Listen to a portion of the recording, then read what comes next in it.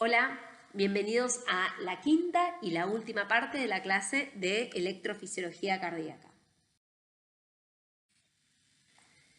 En esta última parte, en primer lugar, vamos a analizar cómo es el flujo neto de cargas en cada una de las fases del potencial de acción de las fibras musculares ventriculares, fibras rápidas o sódicas. Luego vamos a identificar cuáles son los flujos iónicos responsables de este flujo neto de cargas en cada fase. Después vamos a repetir esto para las fibras lentas o cálcicas. Como mencionamos previamente, en la fase 4 del potencial de acción, vamos acá con el puntero, acá en la fase 4, en las fibras musculares ventriculares la diferencia de potencial transmembrana se mantiene estable en el tiempo. Esto solamente podría darse si el flujo neto de cargas a través de la membrana fuera cero. Esto podría generarse en múltiples situaciones. Primero, si hubiera un flujo de ingreso de cargas positivas igual al flujo de egreso de cargas positivas. Es lo que vimos en el video previo, que es lo que efectivamente pasa. Una segunda opción posible es que hubiera un flujo de ingreso de cargas negativas igual al flujo de egreso de cargas negativas, que también podría explicar este comportamiento.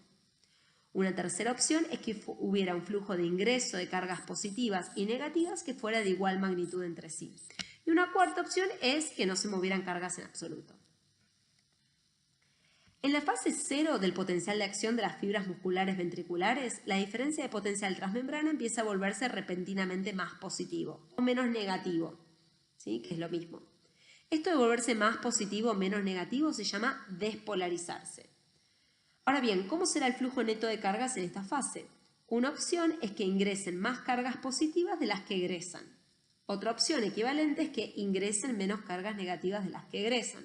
Y así hay múltiples opciones, pero en definitiva, en todos los casos, habría un sistema equivalente a un flujo neto de cargas positivas que ingresa a través de la membrana. En la fase 1 del potencial de acción de las fibras musculares ventriculares, la diferencia de potencial transmembrana empieza a volverse repentinamente menos positivo o más negativo. Esto de volverse menos positivo o más negativo se llama repolarizarse. ¿Cómo será el flujo neto de cargas en esta fase? Una opción es que ingresen más cargas negativas de las que egresan. Otra opción es que ingresen menos cargas positivas de las que egresan. Y así hay múltiples opciones, pero en todos los casos hay un sistema equivalente a un flujo neto de cargas negativas que ingresa a través de la membrana. ¿Y en la fase 2? En la fase 2 la diferencia de potencial transmembrana se mantiene estable en el tiempo, de manera parecida a la fase 4 del potencial de membrana en reposo. Esto solo podría darse con un flujo neto de cargas a través de la membrana que es cero, con lo cual se generaría a partir de las mismas posibilidades que planteamos para la fase 4. ¿Y en la fase 3? En la fase 3 la diferencia de potencial transmembrana empieza a volverse más negativo, es decir, empieza a repolarizarse de manera similar a la fase 1. ¿Cómo será el flujo neto de cargas en esta fase? Hay múltiples opciones que son las mismas que podría plantearse para la fase 1, pero en todos los casos hay un sistema equivalente a un flujo neto de cargas negativas que ingresa a través de la membrana. Ahora vamos a identificar cuáles son los iones que participan en cada etapa. En las fibras rápidas o sódicas vemos que en la fase 4 hay un flujo saliente de potasio, que es similar al flujo entrante de sodio. Esto es, se genera un flujo neto de cargas que es cero en esta etapa. Al recibir un impulso eléctrico de la célula vecina, la diferencia de potencial transmembrana se vuelve menos negativa hasta alcanzar un valor umbral que gatilla el potencial de acción de esta célula. Este potencial de acción, que mencionamos ya en la primera parte de esta clase, es un fenómeno de todo o nada, es decir, si no se alcanza este valor umbral de diferencia de potencial transmembrana, no se dispara el potencial de acción, pero si se alcanza, se produce este ciclo completo de manera sistemática y protocolizada. Al alcanzar este valor umbral, se abren canales de sodio dependientes de voltaje, que generan un aumento repentino del flujo entrante de sodio. Esto genera un flujo neto de cargas positivas entrante en esta etapa. Estos canales de sodio tienen una cinética particular. Se abren gatillados por voltaje y al alcanzarse cierto valor de diferencia de potencial transmembrana y se cierran luego de un tiempo determinado. Es decir, se abren gatillados por voltaje y se cierran de forma tiempo dependiente. Al cerrarse pasan por dos etapas. La etapa cerrada e inactiva, en la cual es imposible abrirlos, y la etapa cerrada pero activa, en la cual podrían volver a abrirse si recibieran un estímulo lo suficientemente importante. Estos tiempos en los cuales estos canales están en la etapa cerrada primero y en la etapa inactiva después, determinan los periodos refractarios absolutos y relativos respectivamente para esta célula, en los cuales la célula primero no responde a ningún estímulo o después solamente responde a un estímulo superior al habitual. Volviendo a esta fase 1 del potencial de acción, este está dado por el cierre tiempo dependiente de estos canales de sodio. Al disminuir la corriente entrante de sodio, la diferencia de potencial transmembrana se vuelve menos positiva. Asimismo, cerca del final de esta etapa y sobre todo durante la fase 2 del potencial de acción, se abren canales de calcio voltaje dependientes, generando el ingreso de calcio al interior celular a favor de un gradiente químico. El calcio es una molécula muy importante a nivel biológico y esta no es solamente un ion más. Tal como ustedes van a estudiar en detalle en fisiología y bioquímica este año, el ion calcio actúa como un segundo mensajero o como una molécula señal en distintos tipos celulares. Esto significa que los cambios en la concentración citosólica de calcio, más allá de su rol eléctrico y químico como ion, generan una serie de eventos moleculares según el tipo celular que gatillan distintos procesos. En las células miocárdicas ventriculares, por ejemplo, el ingreso de calcio en la fase 2 del potencial de acción aumenta la concentración de calcio citosólico generando un proceso llamado acoplamiento éxito-contracción, que produce la contracción mecánica de las células miocárdicas. Volviendo a la fase 2 del potencial de acción de las fibras rápidas, nosotros habíamos analizado previamente que el flujo neto de cargas en esta etapa es cero. Dijimos que ingresa calcio en la célula. Entonces, ¿qué otro fenómeno se tiene que presentar en esta etapa para que el flujo neto de carga sea efectivamente cero? Por ejemplo, podría haber un flujo saliente de cargas positivas de igual magnitud que el flujo entrante de cargas positivas de calcio, ¿no es cierto? De manera tal que el flujo neto de carga sea cero.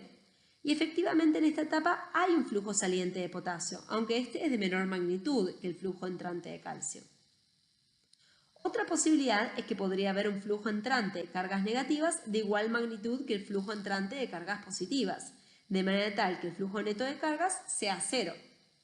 Y efectivamente existe un flujo de cargas negativas que contribuye a este proceso. Este es el ingreso del ion cloro, aunque vale la pena mencionar que este es de menor magnitud que el flujo entrante de calcio. Respecto al ion cloro, vamos a mencionar que este ion, a pesar de no figurar en estos gráficos, es muy importante porque tiene algunas particularidades que son propias de este ion. Este ion no tiene mecanismos de transporte activo, ya que aquí existen bombas de calcio, bomba de sodio, de potasio, pero no hay bomba de cloro. Y la membrana es muy permeable al ion cloro. Estos dos aspectos del transporte del ion cloro determinan que, si se cuenta con el tiempo suficiente sin generar modificaciones en el sistema, el potencial de equilibrio del ion cloro asume el valor de la diferencia de potencial transmembrana de esta condición, generando un flujo neto de cloro que es igual a cero.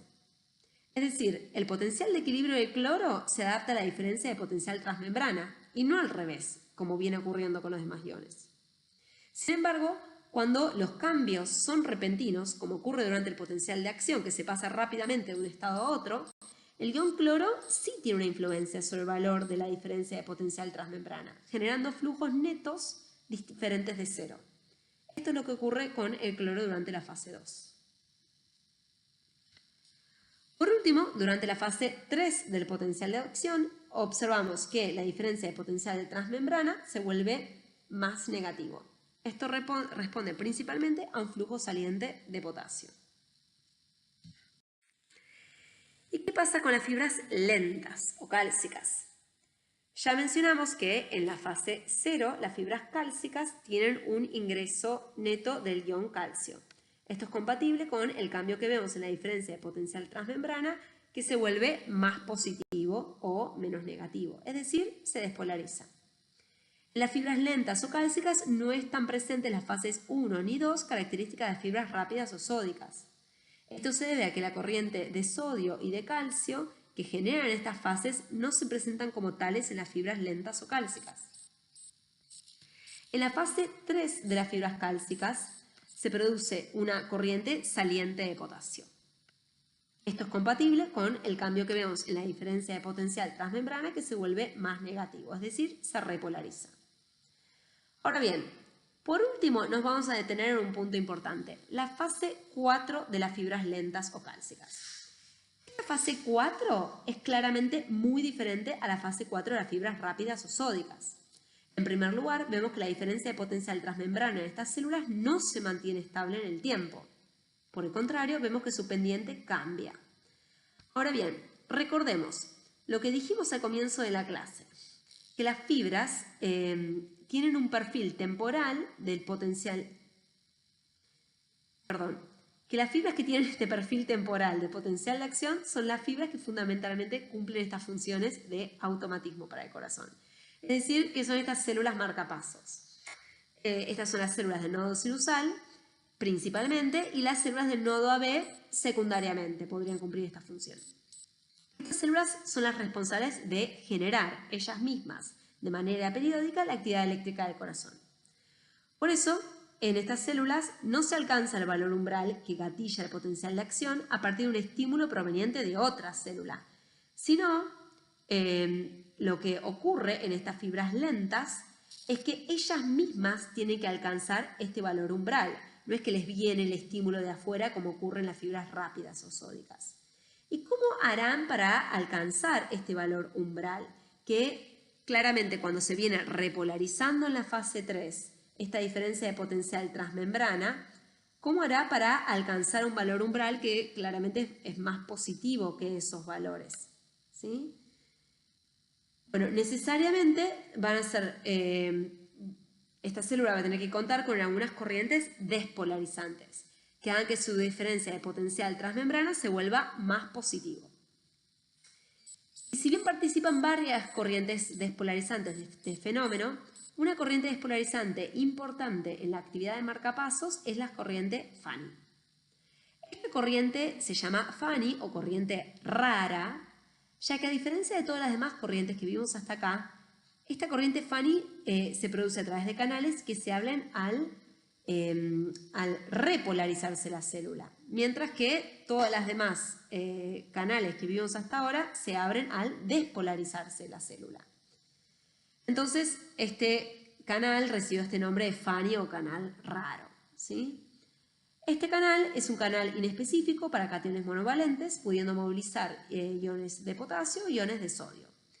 Al final de esta fase 3, al repolarizarse la membrana de estas células, se abren estos canales Fanny, ¿sí?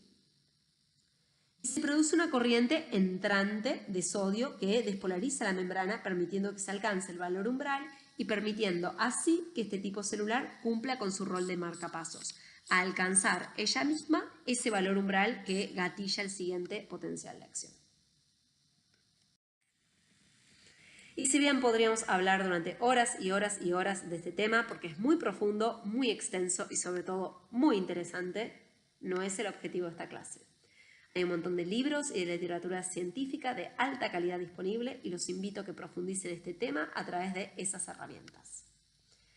Estos fueron los objetivos que planteamos para esta clase. Me parece que los abordamos todos. Gracias por escucharme y nos